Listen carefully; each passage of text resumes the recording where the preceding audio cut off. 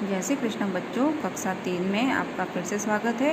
कक्षा 3 में हम अध्याय संख्या पाठ संख्या 7 कलाकार के असंतोष के बारे में अध्ययन कर रहे हैं।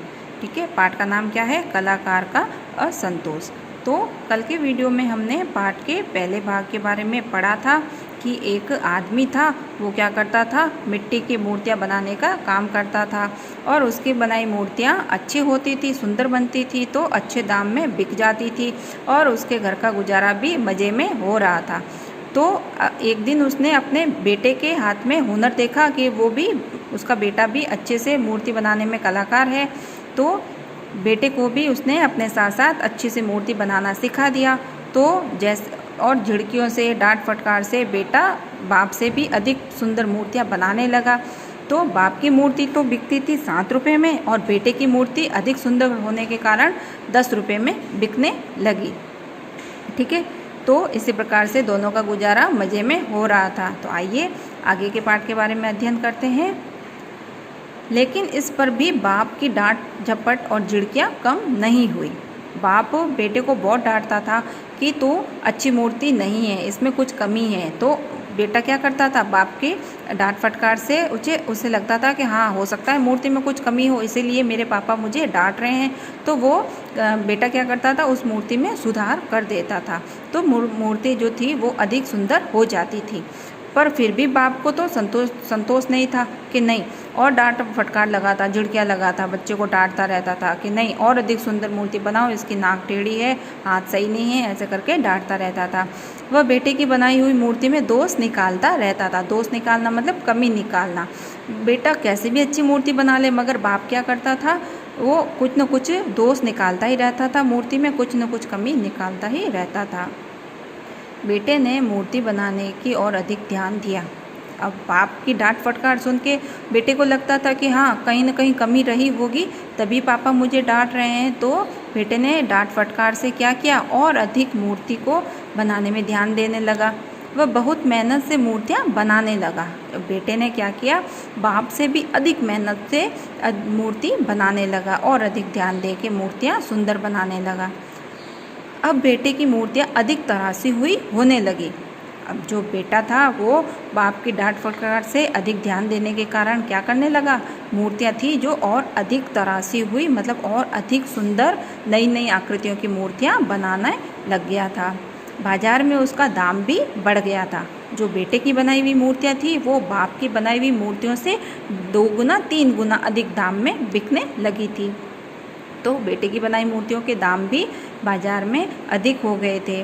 बाप की बनाई मूर्ति 7 रुपये में ही बिकती रही, जबकि बेटे की बनाई मूर्तियों की कीमत बढ़कर 12, 15 और फिर 20 तक पहुंच गई। बाप ने क्या किया, बाप की मूर्तियाँ के तो 7 रुपये ही थे। बाप की मूर्ति 7 रुपये से अधिक के दाम कोई नहीं देता था, मगर बेटे की बनाई हुई मूर्तियाँ तो 10 रुपये में बिकती थी पहले, और उसके बाद में बाप की डांट फटकार से बेटा अधिक सुंदर मूर्ति बनाने लगा। तो बेटे की मूर्तियों के दाम बढ़ के 12 रुपये हो गए, 10 से 12 हो गए, 12 से 15 रुपये हो गए, और कुछ मूर्तियों के तो 20 रुपये तक की दाम हो गए थे। तो बेटे के अधिक मूर्तियों के दाम होने लग गए थे, मगर बाप को संतोष नहीं हुआ। अब 2 गुनी क्या 3 गुना अधिक कीमत हो गई थी, 3 गुना अधिक कीमत हो गई थी बेटे की मूर्तियों की, मगर फिर भी बाप को संतोष नहीं हो रहा था कि नहीं, अभी भी मूर्तियों में कुछ कमी है। वह बेटे की बनाई मूर्ति में दोष निकालता रहता। अब बाप की तो आदत थी बेटे को डांट फटकार लगाने की, तो बेटा कितनी भी सुंदर मूर्ति बना लेता था, मगर बाप क्या करता था, उसकी मूर्ति में कुछ न कुछ दोष निकालता ही रहता था। ये आँख दूसरी आँख से बड़ी बन गई है, कंधे की गोलाई बराबर नहीं है। अब क्या क्या कमी निकालता था कि मूर्ति में ये आँख, एक आँख है जो दूसरी आँख से बड़ी बन गई है, कंधे की गोलाई बराबर नहीं है, एक कंधा छोटा लग रहा है, एक कंधा बड़ा लग रहा है, ये कान बनाए हैं अनाज साफ करने के छाछ। अब जो बेटा मूर्ति बनाता था होती तो सुंदर थी, मगर बाप क्या करता था, बेटा उसका मूर्ति को अधिक सुंदर बना सके इसीलिए उसे डांट फटकार लगाता रहता था और कुछ न कुछ कमियां निकालता रहता था। तो बेटे को कह रहा है कि ये कान बनाए हैं मूर्ति में या फिर अनाज साफ करने के छाछ। नाखून बहुत बड़े हैं, दिखते तक नहीं हैं, बहुत छोटे हैं, नाखून दिखते तक नहीं हैं।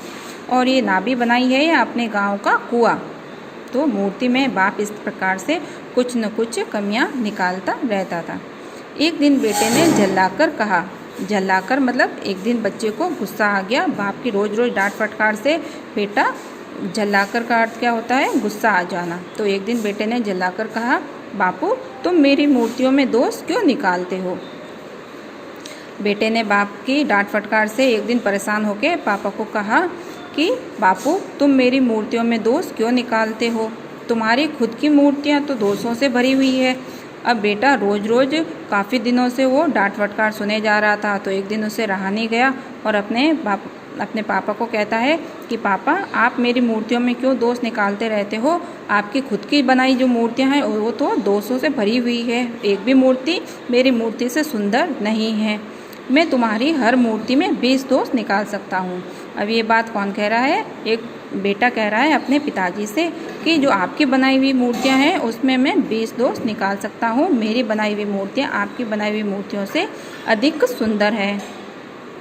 अब देख लो तुम्हारी बनाई मूर्ति अभी भी 7 रुपये में ही बिकती है। बेटा कह रहा है कि जो आपकी बनाई हुई मूर्तियाँ हैं उसके तो अभी भी दाम कितने हैं? 7 रुपये ही हैं। मेरी मूर्ति के लिए लोग 20 रुपये तक खुशी से दे जाते हैं। आपकी मूर्ति जो बन रही है वो अभी भी 7 रुपये में ही बिकती है, पर मेरी जो मूर्ति है उसके लिए लोग 20 रुपये तक खुशी से दे जाते हैं। मेरे ख्याल से मेरी मूर्ति में कोई दोष नहीं होता।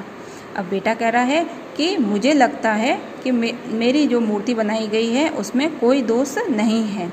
वे इतनी सजी संवरी होती हैं कि अब उनमें कोई सुधार की गुंजाइश नहीं है। बेटा कह रहा है कि मैं जो मूर्ति बनाता हूँ उसमें कोई मीन मेक नहीं निकाल सकता है आपके अलावा। आप हर बार मेरी मूर्तियों को ख़राब कह देते हो और आपकी खुद की जो बनाई मूर्तियाँ हैं उसके बारे में तो आप देखते भी नहीं हो। मेरी जो बनाई हुई मूर्तियाँ हैं सजी सवरी होती है, मतलब एकदम तैयार होती है, उनमें सुधार की कोई गुंजाइश नहीं है। ठीक है।